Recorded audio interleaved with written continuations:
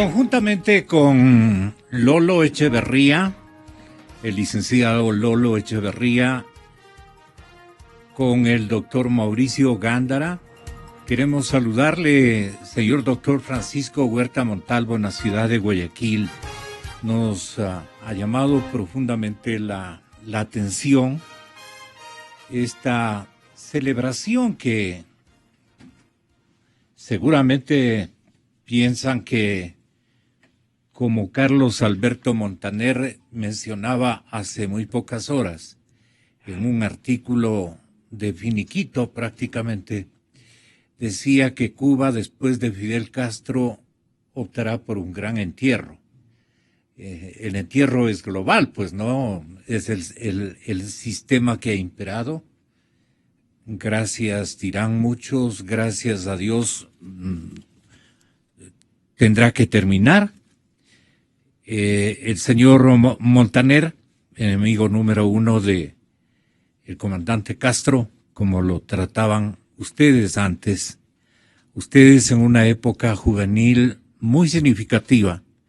Me refiero a los tres invitados, el uno desde la ciudad de Guayaquil, Pancho Huerta, y Lolo Echeverría y Mauricio Gándara en la ciudad de Quito, nuestro estudio fundamental aquí en la capital de la República. Es el 13 de agosto, Fidel Castro, que cumplió 90 años. Padece graves problemas de salud, como prácticamente todos los ancianos de esa edad. Hace una década casi lo mata una diverticulitis. Ojalá nos explique el médico invitado también, que es el doctor Huerta. Tuvo que operarse varias veces y le quedaron como secuela un año artificial y el abandono del poder. Entonces el cirujano le cercenó medio metro de intestino, mientras su hermano Raúl, heredero de la dinastía familiar, se ocupó en su momento de eliminar a los fidelistas del entorno de la Casa de Gobierno. Y así cayeron Carlos Laje, actual vicepresidente, Felipe Pérez Roque, ministro de Relaciones Exteriores, y otras figuras menores del aparato. O sea, Laje fue aladeado prácticamente por Raúl, entiendo que así fue, porque Laje sobrevivía en ese gabinete y al mando de aquel, ya cuando el comandante estuvo ya dando síntomas y señales de mal funcionamiento de algunas partes de su organismo. ¿Y qué más le ocurre? Dice Carlos Alberto Montaner. Como el 93% de las personas de esa edad ha perdido movilidad, suele utilizar una silla de ruedas, tiene momentos de confusión, pierde el equilibrio, tiene problemas también de audición y de la memoria agravada por las sesiones de anestesia, mientras exhibe episodios de irritación, ansiedad y también depresión. Bueno, según los médicos que lo han tratado, incapaces de quedarse callados, los contratiempos lo frustran y lo agitan. En un par de oportunidades ha tenido alucinaciones. Está más paranoico que de costumbre, ha perdido facultades cognitivas y por ende una buena parte de su habitual curiosidad. Aunque trata, no puede aprender ni razonar. A veces se le traba la lengua o la cabeza y dice disparates. Las proteínas se le acumulan en las células nerviosas del cerebro, especialmente en los lóbulos frontal y temporales. A esa edad suele visitarnos el inevitable doctor Alzheimer, dice el propio Alberto Montaner. Su hermano no es Heinzmeller, qué bandido. Alzheimer. Su hermano mayor, Ramón, que no era un mal hombre, murió totalmente loco a los 91 años en febrero del año pasado. Bueno, ¿qué peso tiene Fidel en el gobierno? Bastante, pero una extraña manera. Raúl se acostumbró a ser un apéndice de Fidel. Le debe literalmente la vida. Cuando Raúl era un adolescente, se lo entregaron a Fidel en La Habana para que consiguiera educarlo. La familia, en el otro extremo del país, quería que fuera médico o abogado. Fidel lo hizo matarife, lo convirtió en un hombre de confianza en su guardaespaldas y en su segundo a bordo. Esto escribe Carlos Alberto Montaner en el artículo Cuba después de Fidel Castro, el gran entierro. Y claro, todos recordamos la vieja enemistad, doctor Huerta, de Montaner, que yo creo que ha construido la mayor parte de cuartillas en Fidel Castro, especialmente en toda su juventud. Ahora vive en España, pero visita frecuentemente la Florida.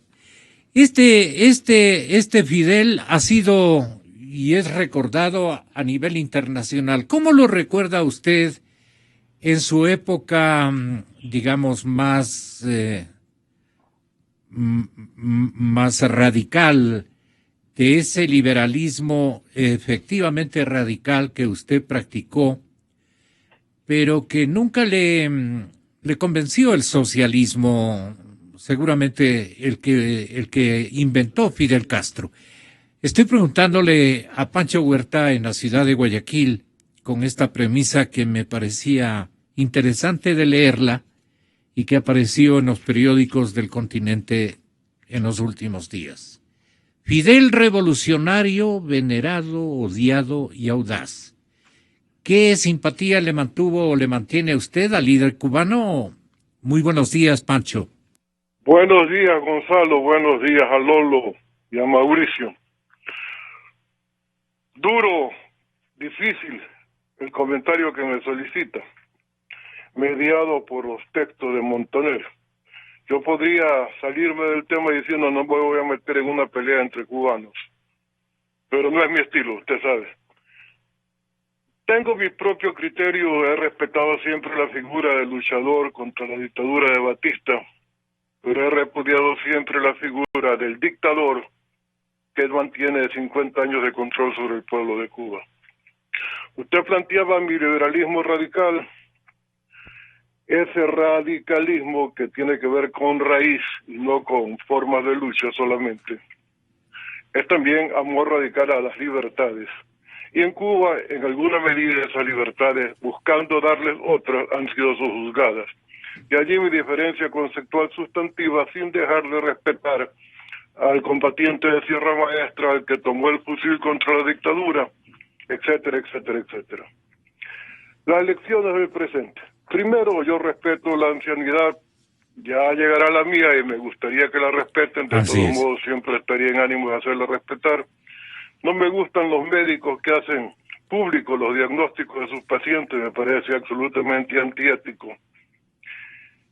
Y recordando, podríamos encontrarle 1000 virtudes a los miles de defectos físicos que ahora tiene el comandante. Claro. Yo no quiero defender esa figura, tengo, ya les digo, profundas discrepancias, pero creo que quien ha dado la vida al servicio de su pueblo, aunque sea extendiendo su permanencia en el poder, que es lo criticable, deberían merecer respeto. A partir de allí, algunas lecciones para nosotros, que creo que es lo trascendente. Primero, este tipo de gobiernos dictatoriales con sentido mesiánico nunca se van por elecciones. Hay que echarlos. En Nicaragua ya vamos viendo. Las intentonas de Evo Morales son conocidas en Bolivia. Venezuela ni hablar. Entonces, la elección por el Ecuador creo que queda clara. Este tipo de dictadores no se van por elecciones, o porque la siguen ganando con fraude, o porque simplemente permanecen en el poder por el mecanismo que sea, pero ahí se quedan. Esto para los ingenuos que siguen pensando en elecciones. Yo insisto, de Correa hay que salir echándolo del poder para que no siga haciendo daño en el Ecuador. Pero volviendo a Fidel, hablamos de dinastías.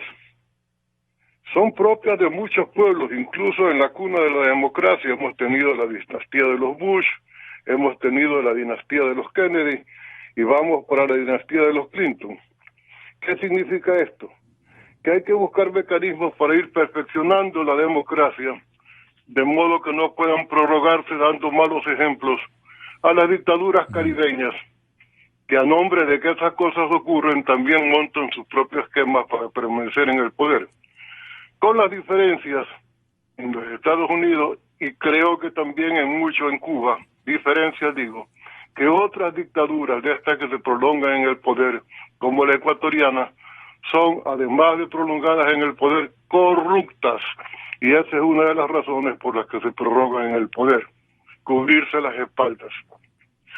Con eso por delante, ojalá que el tiempo le sea benigno a Castro, que no siga cometiendo errores por su necedad en la defensa de principios que se han probado fallidos en la práctica, y que el tiempo le reconozca su rol histórico. Ha ocupado más de medio siglo en primer plano de la política mundial, con una necia visión antiimperialista sobre la base de un socialismo que, partiendo de una visión democrática en sus inicios, luchando contra una dictadura, la de Batista, luego montó una dictadura propia que es detestable. Para mí esa es, en súper síntesis, una visión de lo que ha ocurrido, con una dosis de pragmatismo que lo llevó primero a ser el antiimperialista que tenía a 90 millas los Estados Unidos, pero que luego devino en comunista, aceptó el carácter marxista-leninista de la revolución. Siendo marxista-leninista, después recibió con grande beneplácito visitas papales y reinstauró la posibilidad del cristianismo en la isla, y ahora tiene relaciones con los Estados Unidos. Pragmatismo a prueba de bomba. Así el es. interés de Cuba y el de su permanencia en el poder por sobre todo otra consideración. Y el concepto no de Lenin como sucesor de Rafael, sino de Raúl como sucesor de Fidel, o la cosa cambiará radicalmente. ¿Cuál es su pronóstico, doctor? Cuba va a tener que abrirse a una democracia de tipo moderno, a pluripartidismo. La presión de la gente que está en Florida llevará algunos de esos elementos, con el riesgo de que volvamos a las tentaciones dictatoriales caribeñas, por la tradición que luego de 50 años queda de la necesidad de un conductor, de alguien de mano rígida. Un poco dicho también con respeto, como lo digo respecto de Cuba, lo que ocurre en México. Allí hay una dictadura de partido institucionalizada que impide que otro mecanismo electoral distinto lleve el poder. La gente como que tiene necesidad del cacique, de la vieja tradición precolombina. Y eso se da en una condición federal, estado por estado, e impide una república en serio. Y ya ve lo que pasa, con el agravante de que un fenómeno nuevo, el narcotráfico, establece competencias territoriales en quien gobierna cada región. No es lo mismo en el Ecuador con Correa, que ha pasado 10 años y todavía no lo quiere mucha gente de la media baja y de la popular soltarlo. Y tómese en cuenta que son mayoría, y son mayoría precisamente porque hay un gran volumen de oportunistas y de pecadores que naturalmente cuidarán no sus bolsillos, sino lo que se viene seguramente si no hubiera tanta dispersión y tantos candidatos a la presidencia de la República, una macro minga de fiscalización. No sé qué le parezca a usted, doctor. Sí, yo creo que hablando de Cuba y tocando los temas nacionales, conviene no mezclarlos con Cuba. La situación es completamente otra. Yo homologaría con Venezuela, con la salvedad de que aquí las Fuerzas Armadas todavía no tienen el nivel de contaminación político-ideológica de las de Venezuela, donde lo que llamaron régimen cívico-militar, por la condición de tal de Chávez, dio lugar a lo que ahora tenemos. Aquí son reservas de lo que ocurra con la democracia ecuatoriana, precisamente en nuestras Fuerzas Armadas, luego de largos periodos dictatoriales que nosotros hemos combatido. Pero ahora son guardianes de la civilidad y de la democracia. En ese rol yo creo que tienen un papel que jugar. Ahora, insisto, cuando planteo interinazgo es para salir de una dictadura, no para montar una. Ok. Sus contertulios quisieran también, de conformidad con su premisa, elaborar algunos pensamientos sobre Fidel Castro. Entonces, ¿qué les parece a ustedes, Lolo y Mauricio, esta semblanza que nos presenta Euronews en las últimas horas respecto de Fidel Castro? Fidel Castro cumple 90 años. Aunque hace 10 le cedió la presidencia a su hermano Raúl, su presencia en el país sigue siendo constante. Héroe para sus admiradores, dictador para sus detractores, Fidel Castro ha marcado la agenda de la actualidad internacional durante décadas. Al frente de una guerrilla de jóvenes barbudos, el abogado cubano sorprendió al mundo derrocando a la dictadura del general Fulgencio Batista. De patio de recreo de los turistas estadounidenses, la isla pasó a ser una potencia del tercer mundo. Con su amigo el argentino Che Guevara, Castro fundó el primer estado comunista del hemisferio occidental. En 1961, Fidel se enfrentó a Estados Unidos y, contra todo pronóstico, liquidó el desembarco de 1 millar de exiliados cubanos en la isla, que la CIA había entrenado y pagado. A partir de Bahía Cochinos, Castro se convirtió en un mito. Abiertamente comunista y antiestadounidense, el régimen castrista se acercó una vez más a la Unión Soviética de Nikita Khrushchev. En plena Guerra Fría, ambos países acordaron la instalación de misiles de medio alcance en la isla, pero antes Estados Unidos mostró al mundo las fotografías y retó a los soviéticos. El presidente norteamericano John Fitzgerald Kennedy impuso entonces un bloqueo marítimo para evitar cualquier entrega de armas en la isla. El planeta, con el corazón encogido, asistió al pulso de la amenaza nuclear entre las dos superpotencias, pero la sangre no llegó al río. Durante 3 décadas, Cuba quedó anclada al bloque soviético y vivió una relativa prosperidad gracias al trato comercial preferencial con los países de la esfera soviética. La bonanza terminó cuando Gorbachov llegó al poder en la Unión Soviética. La llama del comunismo comenzó a apagarse y los privilegios entre Moscú y La Habana sucumbieron al avance de la economía de mercado. Aislado, Fidel resistió en solitario a la muerte del sistema.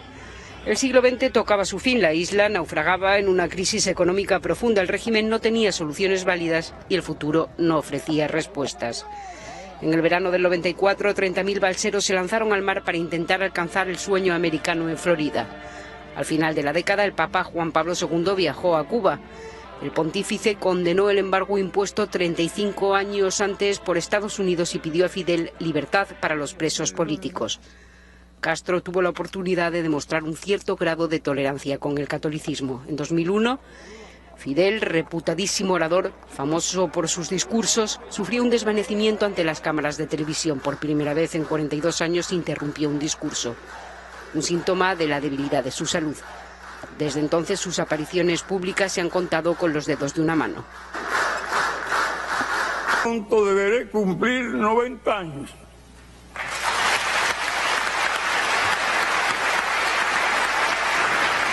Nunca se me habría ocurrido tal idea y nunca fue fruto de un esfuerzo.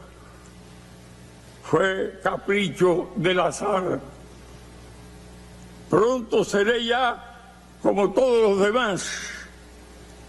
A todos nos llegará nuestro turno, pero quedarán las ideas de los comunistas cubanos. Exa FM. ¿Qué les ha parecido? Comienzo por Lolo Echeverría, con su permiso, Mauricio. Bueno, que hemos escuchado es un resumen muy bueno, muy periodístico, neutral, basado en los hechos y sin prejuicios ni tampoco direccionamiento ideológico. ¿Y eso es lo que merece en este cumpleaños el comandante? No necesariamente, porque estos son los hechos y como se ve, son hechos políticos, hechos internacionales, pero subyace otra realidad que es 50 años de supervivencia de Fidel. 50 años dedicados con mucha creatividad y con muchos cambios a mantenerse en el poder. La creatividad dedicada a mantenerse en el poder, a sobrevivir.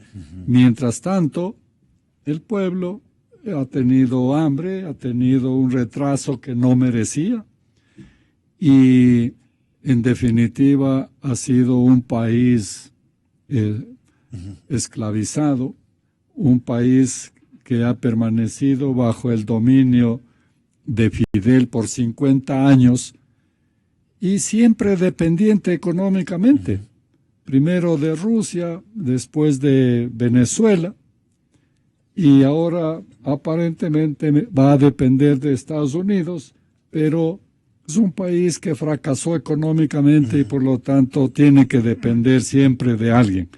Y lo más importante que no aparece en esto es el tema de las libertades.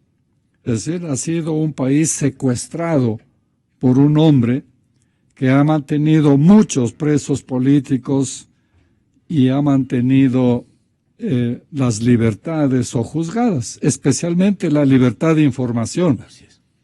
Estos regímenes autoritarios lo primero que tienen que controlar es la información, porque con la información, mediante la información, crean una realidad que es la que se ofrece al mundo, pero que no corresponde con lo que vive el pueblo. ¿Usted recuerda, doctor Mauricio Gándara, sigue Pancho en la línea telefónica, y muchísimas gracias por aquello? Mauricio, ¿usted recuerda por qué se hizo comunista Fidel Castro? Porque no asomaba como comunista en las primeras luchas contra Batista. El asunto fue después, incluso realizó un viaje a la Unión Americana y fue recibido en Washington. Y ahí se especulaba que había muchas tentaciones en torno al comandante, hasta que en un momento dado se decidió por la Unión Soviética y tuvo que pasar la humanidad tuvo que afrontar y pasar un vía crucis impresionantemente grave el instante en que el presidente John Kennedy dispuso rodear con los mejores buques de guerra y toda su tecnología de esos tiempos que debe haber sido sumamente significativa, rodear a la isla cubana para impedir que vengan las primeras provisiones de armamento, especialmente que venían directamente al comando del señor doctor Fidel Castro Ruz. Eso recordamos, éramos jóvenes y obviamente pensábamos de que el presidente alguna vez tenía que explicar por qué se hizo comunista. ¿Por qué me hice socialista? Más claramente, ¿por qué me convertí en comunista? Esa palabra que expresa el concepto más distorsionado y calumniado de la historia por parte de aquellos que tuvieron el privilegio de explotar a los pobres, despojados desde que fueron privados de todos los bienes materiales que proveen el trabajo, el talento y la energía humana. ¿Desde cuándo el hombre vive en ese dilema? A lo largo del tiempo sin límite. Sé que ustedes no necesitan esta explicación, pero sí tal vez algunos oyentes. Simplemente hablo para que se comprenda mejor que no soy ignorante, extremista, ni ciego, ni adquirí mi ideología por mi propia cuenta estudiando economía. No tuve preceptor cuando era un estudiante de leyes y ciencias políticas, en las que aquella tiene un gran peso. Desde luego que entonces tenía alrededor de 20 años, sin preceptor que me ayudara en el estudio del marxismo-leninismo. No era más que un teórico y desde luego tenía una confianza total en la Unión Soviética. La obra de Lenin, ultrajada tras 70 años de revolución, qué lección histórica. Se puede afirmar que no deberán transcurrir otros 70 años para que ocurra otro acontecimiento como la Revolución Rusa. Pronto deberé cumplir 90 años. Exa FM. Mauricio Gándara. Y a Gonzalo y a Lolo, y un saludo especial a la distancia a Pancho, que nos ha hecho una excelente síntesis, una excelente opinión de lo que ocurre. Primero, pues, es repugnante, explicable por lo que ha sufrido, por lo que ha combatido, pero es repugnante el artículo del señor Montaner. Porque en lugar de referirse a lo general, a lo que le importa de la política, se pasa a actuar con una descripción casi de autopsia, pues, ¿no es cierto? Repugnante, ¿no es cierto? Sí. Nada de esto tiene explicación, y el tiempo nos viene muy corto, porque hay los grandes errores de los Estados Unidos, que manejaron a los países centroamericanos. Nosotros les importábamos mucho menos porque estábamos a la distancia, pero lo manejaron como sus haciendas, con jefes de la policía, porque no eran otra cosa los Somoza, que ahora hay un nuevo Somoza en Ortega, ¿no es cierto? No era otra cosa Batista, no era otra cosa Trujillo, en la Dominicana. Y entonces, esa reacción nos causó una gran simpatía al mundo. El levantamiento, el ataque al cuartel Moncada, y después la guerra de guerrillas que las llevó adelante Fidel Castro. Todo eso estaba muy bien y los admirábamos y los comprendíamos. ¿Sí? Después de eso, pues, se ha transformado esa cosa que le convirtió a Fidel Castro en un líder mundial.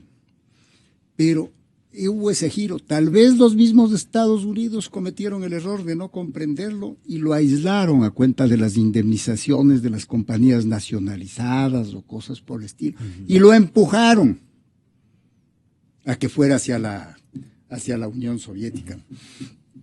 Y aquí hace falta una cosa a la que nos estamos refiriendo y lo mismo lo hacía el análisis allí, al bloqueo, porque quiso instalarles misiles la Unión Soviética con Khrushchev. Por eso yo dije. Él hace muy bien, pero también hay que ponerlo eso en su debida proporción. No es el gesto, es un acto valiente, decidido del señor Kennedy, pero no es que ha salido con 1-0 en esa contienda. No, porque él tuvo que renunciar para que Khrushchev renuncie a poner misiles en Cuba. Él tuvo que sacar de Turquía, en buena hora que los ha sacado, ahora que se los está cambiando al otro lado el señor Erdogan, o Erdogan, como lo pronuncian más, suprimiendo un poco la D, sí, porque se está queriendo y acercándose a Putin, ¿no es cierto?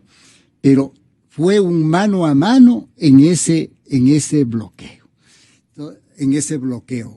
Así es que les puso allí, pero les dijo a los Kennedy, ustedes, yo no pongo los misiles, pero ustedes me retiran los de Turquía. ¿No es cierto?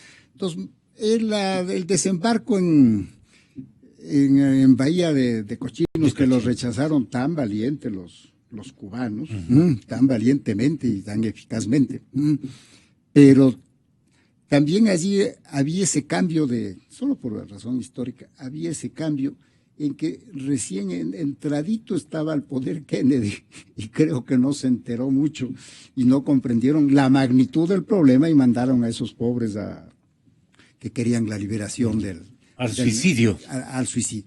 El asunto es que por esos errores allí en Centroamérica, les acostumbraron, parece, no han conocido la libertad en Centroamérica debidamente. Y Cuba no la ha conocido, porque Cuba estuvo bajo el dominio español, ¿sí? Cuando los Estados Unidos provocaron la guerra contra España y se quedaron con Puerto Rico y con Cuba, que eran como el sueño de los americanos para redondear su territorio al norte del Río Grande y de lo que eso significaba, incluido las islas. Después de eso cayeron en manos de los Estados Unidos, que los gobernaron con la famosa enmienda Platt. Si les daban recogiendo los impuestos, pagando las deudas y la administración, pues ese no era un país libre. Y después los Estados Unidos le gobernaron con este sargentón que era Batista. Esa es la historia sin conocimiento de la libertad por parte de los cubanos. Y así los han mantenido durante estos 50 y pico de años en que están mandando los Castros. Y como estaba muy bien diciendo estaba diciendo Pancho Huerta, no se van a ir entregando en elecciones limpias como se acostumbraba por los últimos años, en los últimos 50 años en el Ecuador, pues, ¿no es cierto?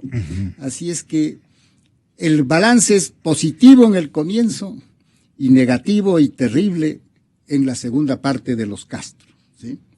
Y es triste que también las democracias empiecen con esta más respetables, sin un fraude electoral ni nada. Pero esto de ver las dinastías como las estamos viendo este rato ya en Nicaragua, que con la mujer y todo, ¿no es cierto? Y en Argentina con la mujer y todo, también la estemos viendo en Estados Unidos.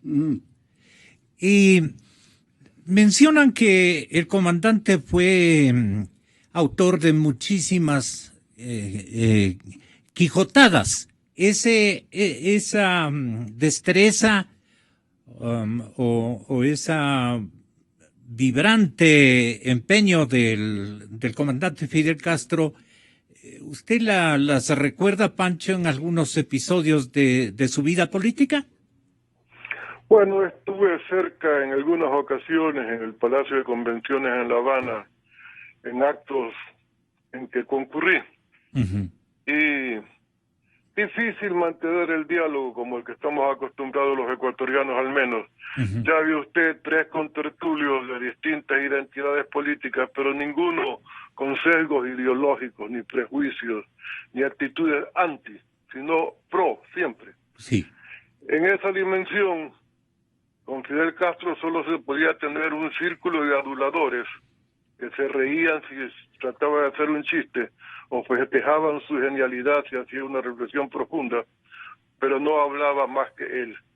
Alguna vez en un aniversario de la Revolución en Santiago de Cuba, al terminar el discurso, cada cual pasaba 1 minuto saludándolo, felicitándolo. Y yo le dije por molestar, me preocupa lo que dice el comandante, que dentro de poco va a haber una enfermera por paciente casi. ¿Y qué te preocupa? Que puede haber una explosión de natalidad tremenda, le dije. Me pegó un empujón y me dijo, lárgate de aquí, no molestes. Pero en plan de broma. Me permitía eso porque me provocaba decir lo que sentía respecto de un culto a la personalidad que él negaba, pero que adoraba que se lo otorguen. Básicamente por allí mis inquietudes. Otro trato fue el que mantuvimos cuando concurrí con una delegación ecuatoriana a poco de que un grupo de cubanos invadió la embajada del Ecuador en La Habana, donde estaba Jorge Pérez Concha de embajador, y contribuí al restablecimiento de las relaciones, pero no solo por el hecho revolucionario previo, sino por no conceder en la condición de presidente, siempre lo llamé comandante, ¿no? Incluso en un libro sobre el Ecuador que le dediqué puse al comandante Fidel Castro, que son signos que a ellos no les gustaban del todo porque ellos sí querían tener una apariencia plenamente democrática. He leído libros donde se dice que se trata de una democracia de otro tipo, pero las democracias tienen una tipología que no puede cambiar, pues si no hay respeto a la división de funciones o poderes, eso no es democracia. Si no hay alternabilidad democrática, eso no es democracia. Si hay poder omnímodo de una sola persona, eso no es democracia. A alguna gente le gusta autoengañarse. Yo, sin sectarismo anti, que prefiero tener visiones pro siempre, no puedo aceptar eso como una democracia. Doctor Ahí Huerta. está mi diferencia sustantiva, sí. Es famoso también el comandante Castro por la cantidad de, creo que le cuantifican cerca de 600 conspiraciones que aparentemente, Contra él, sí. que aparentemente él las pudo sortear, digamos.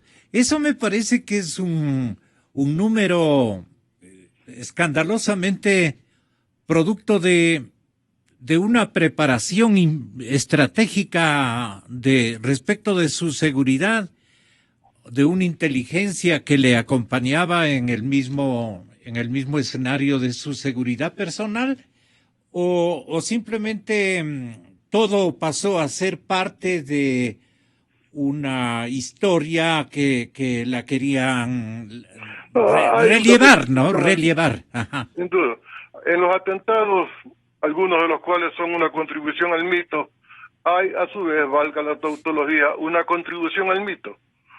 Ya no importa que sean 50 o 500, pero ha habido atentados fallidos que revelan sin duda un aparato de inteligencia muy formado, muy bueno, y una estupidez de parte de los que perpetraban o intentaban perpetrar los atentados también notable, ¿no? Ha habido de ambos. Ya. En la administración Khrushchev, creo que la mayor parte de los, digamos, de las inteligencias fueron enviadas a la isla, mientras que la administración republicana, me parece que del señor, después de Kennedy, Nixon, tal vez. El presidente Richard Nixon, ahí se cometieron tonterías por dejarlo allí. No era esa inteligencia norteamericana que desde ahí pasó a ser una especie de mito, doctor Huerta. No sé realmente cuándo fue que los atentados fallidos se perpetraron, no he llevado esta contabilidad. El hecho cierto es que ha habido atentados desde envenenar los cigarros hasta mandarle gente destinada a cometer el atentado, y las propias invasiones, y la propia exposición durante el periodo de la guerrilla en Tierra Maestra. Pero de todas esas se ha salvado, lo cual le da una condición de destino mesiánico orientado a perpetrarse sobre la vida de Cuba. En todo caso, 90 años son respetables como edad, y cuando han estado dedicados a un esfuerzo revolucionario bajo una visión, bajo mi punto de vista, equivocada, el balance es lo que decía Lolo: no hay derecho al sacrificio al que se ha sometido el pueblo de Cuba para mantener una imagen. Claro. Que no es Fidel al servicio de Cuba, sino Cuba al servicio de Fidel, y eso es intolerable. Perdone, doctor Huerta, el hombre de la E le decían al comandante Fidel, ególatra, egotista y egocéntrico, así lo calificaban. Y entonces estoy recordando a que a él no le gustaba que le oscurezca absolutamente nadie. Por eso es que es muy discutible el futuro que tuvo o el final que tuvo Camilo Cienfuegos o el propio Che Guevara. No sé qué opine usted de los dos personajes que les traicionó el comandante. ¿Perdón? No, pienso que no hay tal traición, pero sí hubo una gran satisfacción de que el comandante Guevara se vaya a molestar a otra parte y de que desaparezca Camilo Cienfuegos. La muerte de Camilo, más allá de la pelea de egos, también es importante en la orientación que toma luego la revolución, porque lo de Camilo era más cubano, más martiano, más de Palma y Virgen de la Caridad del Cobre que de marxismo-leninismo, ¿no? Yeah. En todo caso, el ego siempre llega a querer aportar incluso con su propio apellido a la ideología a la que se someten. Así como se ha hablado de marxismo-leninismo, maocetunismo, una época se hablaba de marxismo-leninismo-castrismo, con las modificaciones que a la vieja doctrina le imponía el comandante. Parte de la vanidad se inicia con considerar que son miembros prácticos de una doctrina que asimismo se denomina materialismo científico, como que si en las doctrinas políticas podría caber lo científico. Habrá aproximaciones que tengan un valor de doctrina sustentada en hechos más aproximables a la ciencia, pero todo lo que es ciencia social tiene componentes de subjetividades que son imposibles de categorizar como ciencia merecedora de tal nombre. Pero es el ego lo que destroza las posibilidades de algunos avances de contenido profundo de progreso para los pueblos. Y yo creo que esta es una lección para todos. Uno se pone al servicio de las causas y no las causas a su servicio, porque entonces estamos distorsionándolo todo. En todo caso, en lo que quisiera insistir en que no caigamos, y a buena hora no hemos caído en los anti. Ahora hay un anticomunismo fervoroso de algunos que están al servicio de esos intereses, pero en condición de mercenarios. Sí. Eso es tan detestable como cualquier otro anti. Y en cambio faltan los pro. La gente está a favor de no sabe qué. No tienen un contenido pero está a favor del pro. Sí, exactamente. Sí. En esa línea creo que es un mensaje importante por los radioescuchas escuchar a tres ecuatorianos de alguna edad, incluido usted, ya 4, que tenemos la posibilidad de analizar, no con frialdad, porque en estas cuestiones siempre hay subjetividades, pero sí con un mínimo de imparcialidad posible, que es saludable para la educación democrática del país. Ese es nuestro empeño. Muchas gracias, doctor. Viene Lolo y viene Mauricio, pero no lo podemos dejar esperando. Muchas gracias. Les saludan y se despiden cordialmente. Con un abrazo. Un saludo, Pancho. Ok. Vamos, Lolo. ¿Qué diríamos me parece a mí interesantísimo lo que acaba de decir Pancho, que hay una construcción del mito. Y en la construcción del mito contribuyen tanto los enemigos como los amigos. Los amigos porque se comportan de una manera de encontrar solo lo bueno, y los enemigos de encontrar solo lo malo. Es decir, hay falta de tolerancia.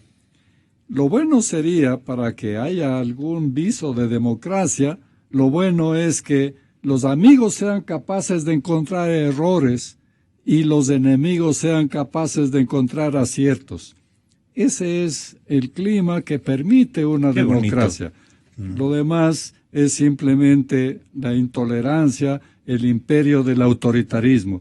Ahora, una cantidad... ¿Y la mediocridad política, tal vez? Por supuesto, también, pero bueno, diría yo que es la obnubilación que provoca el exceso de poder. Con esa cantidad de poder es imposible no caer en caprichos, es imposible no caer en endiosamiento. Por eso se cuentan 1000 anécdotas de Fidel, que excesos de caprichos, ¿no? En algún discurso, por ejemplo, ofrecía que ha traído unas vacas lecheras que iban a producir 50 litros diarios de leche y que con el tiempo entregaría la leche por tubería a domicilio. ¿Ya? Sueños que tenía y cosas que impulsan a los autoritarios a convertir el capricho en acto de gobierno y emprenden obras imposibles o absurdas. Entonces, creo yo que esto es posible solamente cuando hay democracia, evitar esos excesos y esos errores y trabajar no como ha pasado ahora el pueblo para crear el mito del líder, sino que el líder trabaje al servicio del pueblo. Usted recuerda, para terminar así mismo, doctor Gándara, ¿le recuerda a Raúl? ¿Le recuerda? Mire usted esta fotografía. Es una especie de guambrón, hermano, un guambrón así... como que haga ver, pues, está a la expectativa de él.